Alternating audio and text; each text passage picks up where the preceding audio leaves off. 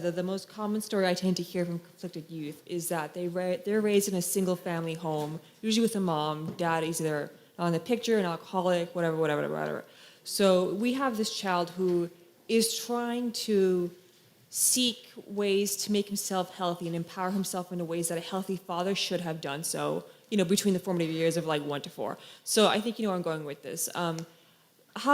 Let's say for someone who's born without like a good father figure, where would they go out in the world, or like what spheres of influence would they try to expose themselves to like gain access to that fountain of health and knowledge that a good father figure should have provided them to in the first place? Okay, well, partly, I mean, certainly to some degree, a good mother can provide that, right? To some degree.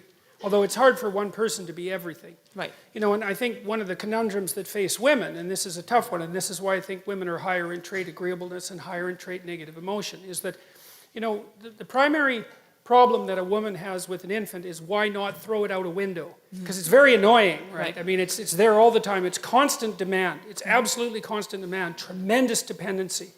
And so a woman has to be tilted towards mercy. That's how it looks to me. Right. And especially it's so important during especially the first year when children are so unbelievably vulnerable. And so I think it's very difficult for women to be merciful like that and to make the shift to encouraging disciplinarian. I think that's a very difficult thing for people to do simultaneously. Although, people, I'm not saying that women are always only merciful and men are always only encouraging disciplinarians, but things do sort themselves out to some degree like that. And I think also the biochemical transformations that accompany pregnancy and childbirth and lactation also tilt a mother towards that as well. Because she has to really love that little thing, right? It's number one, no matter what it demands. And then telling it what to do and making sure it's behaving properly, that's a whole different issue. Now, but the kids who lack fathers, I mean, first of all, they can find that to some degree in their friends. Okay. And that's often what fatherless boys do in particular. They go into gangs. And they generate the missing masculinity in the gang. Well, that's not so good because, like, what the hell do they know? Yeah. They don't know anything, right? They're just stupid kids, and they're like 15 years old, and their testosterone is pumping, and they're trying to get the hell away from their mother, which is what they're supposed to do. And they're not in the right position to exercise any authority over themselves. So that's not good. They can find it in education. They can find it in books. They can find it in movies. They can find it in sports heroes and so forth, because the image of the father is fragmented and distributed among the community. Okay. But it's very, very difficult to not have a father. Right. And one of the things that we're doing in our society, which I think it's absolutely appalling, is that we're making the case that all families are equal. It's like, sorry, no, wrong. And there's no empirical data supporting that proposition, by the way. It's much better for kids to have two parents. Okay. Now, who those parents are, that's a whole different issue. But. Okay, and if I could just add one more thing. How would you answer that question to, let's say, a daughter who was raised without a father? Because she would obviously have different ways of finding those fragments of her missing father than like a boy would instead. Because obviously they're raised differently. At least they should have been. Well, I think it's the same issue, I mean, I think that another danger that emerges, and this is Freud's, of course, famous observation, is that if there's mom and child, or father and child, that relationship can get a little closer than it should. Okay. And then the lines get blurry and mixed. And I'm not saying that happens to everyone, obviously, but it's still a danger that's inherent in the situation. They're thrust together too tightly without sufficient resources. Okay. And so the responsibility has to be distributed more. And like, I really do think that it's the sign of the degeneration of a society when single parenthood becomes anything approximating the norm. It's not a good idea. And part of the reason I believe that, and I think this has to do with the overwhelming selfishness of modern life, is that marriage isn't for the people who are married. It's for the children, obviously. And like, if you can't handle that, grow the hell up. No, I mean seriously. Yeah, okay. Seriously. Once you have kids, it is not about you. Period. Now, that doesn't mean it isn't about you at all. But that just seems so self-evident to me. I can't believe that anybody would even question it. Oh, it's been questioned. Oh, yes. Well, I'm certainly aware of that. Yes, it's questioned. It's almost illegal to question it now. Or illegal to make the set of propositions that I'm making. So that's the best I can do. Yeah, with that. No, what kind of relationship do you have with your father, your real father? It's often ambivalent, right? Because there's an element of him that encouraged you, hopefully, because without the encouragement of your father, man, the world is a dismal place. It's very difficult to be a courageous person unless you have your father in body and spirit behind you. It's very demoralizing. Like, it really kills people not to have their mother. They just don't recover from that. But, and I think people can recover from a fragmented father relationship, but it's the next worst thing. You know, because if your father rejects you or doesn't form a relationship with you, it's as if the spirit of civilization has left you outside the walls as of little worth. It's very difficult for people to recover from that.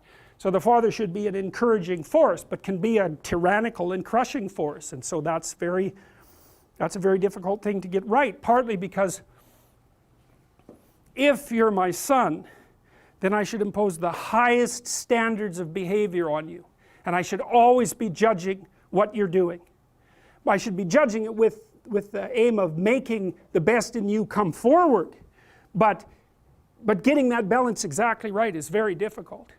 And so it's easy for a father to swing too much into judgment, let's say. And of course mothers can play this role too. To swing too far into the domain of judgment and to be too harsh. And to the degree that the father has his own pathologies, he's going to do that imperfectly. You know, he might be someone who's the father who devours his son because he's jealous of the new possibility, the new potential, the struggle for attention and love from the mother or from the other children in the family. There's all sorts of things that can go terribly wrong.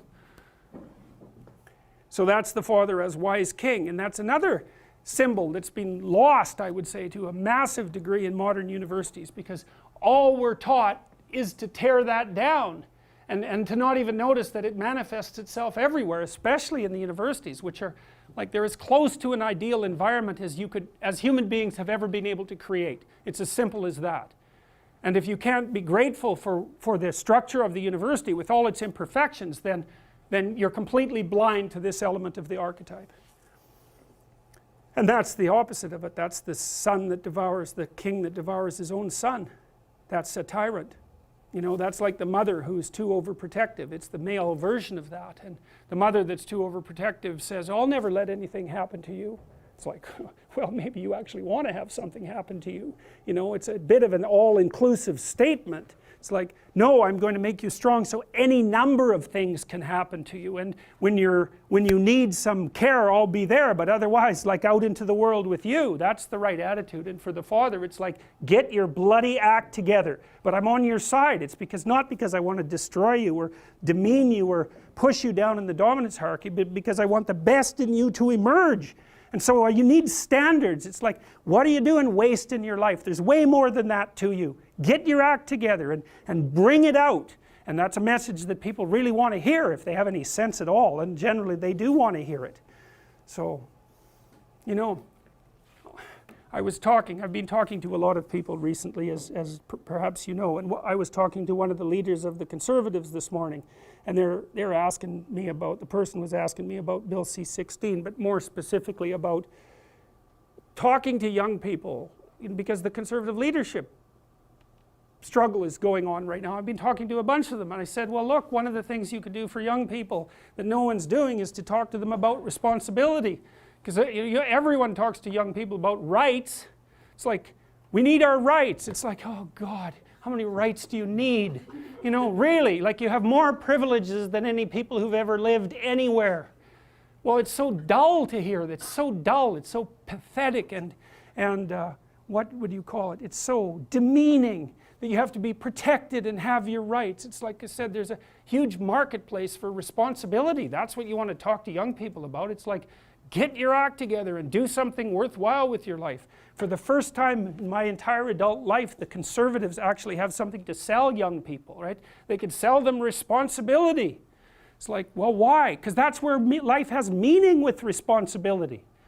The more responsibility you take on, the more meaning your life has. And the higher degree of responsibility that you agree voluntarily to try to bear, the richer your life will be.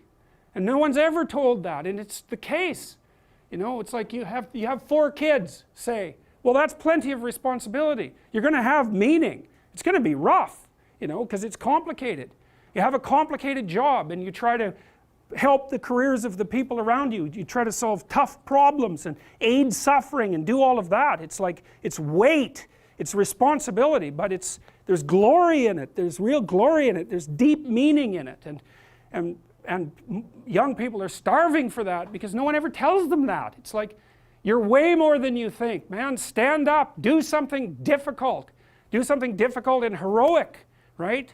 Burst out of your bonds. It's like, that's a good message. It's a necessary message because we have to be more than we are, because if we aren't, we're not going to survive.